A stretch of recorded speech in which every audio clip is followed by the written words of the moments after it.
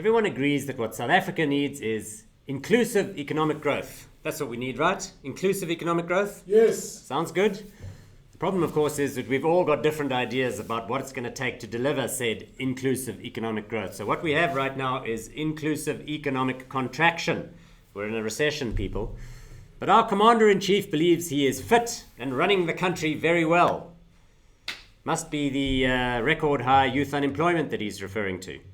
Meanwhile, him and his friends are gearing up for their important policy conference at the end of the year by working on nuclear tender expansion programs which will shipwreck the national budgets, attacking the independence of the South African Reserve Bank, that's on the list too, and this week dropping a bombshell mining charter with exactly zero buy-in from the existing investors in the industry, which is not going to be good for growth, inclusive or otherwise. Defer investments and probably cost millions and millions of jobs, or thousands.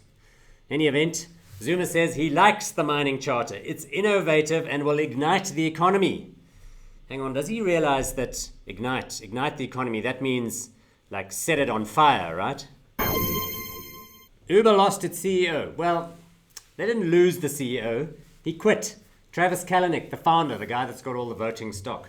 He's having a personal crisis. His parents were involved in a boating accident and his mom was killed. Aww. In any event, haters who are like criticizing people for having invested in the company in the private rounds at like valuations of $60-70 billion are saying, the company's finished, it's done, it's over, competition, blah, blah, blah.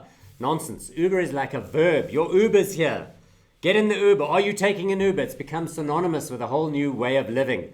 Bring it to the market now. Investors can see the value. We'll buy it. We'll buy it from you. Take it now. A couple of years ago, George Clooney and a bunch of his mates are on holiday down in Mexico drinking tequila, as one does. So they decide, let's launch our own tequila brand. Why not? They get some factory in Mexico to make it for them, slap the label on. It only launched in 2013, generating a bit of vibe in the tequila market, as one will see.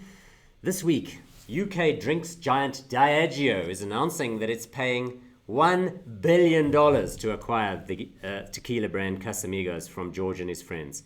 Clooney himself will be trousering $225 million in this transaction alone. Woo! Wow, isn't it great when someone who's had such a tough life finally catches a lucky break? So tequila and big money. That's like normally the opposite of what happens to ordinary people when there's tequila involved. Jeepers. What about this story? International Convention on Lung Health in Nairobi, Kenya at the Western Hotel. 500 delegates, doctors, science experts, 50 of them hospitalized with the symptoms of cholera. Oh, no. Well, it might be cholera. Organizers denying it, perhaps because the hotel is associated with Vice President William Ruto. But look, it's either cholera or it's extreme projectile vomiting and blood in the stool diarrhea, which is a fabulous outcome for an international convention.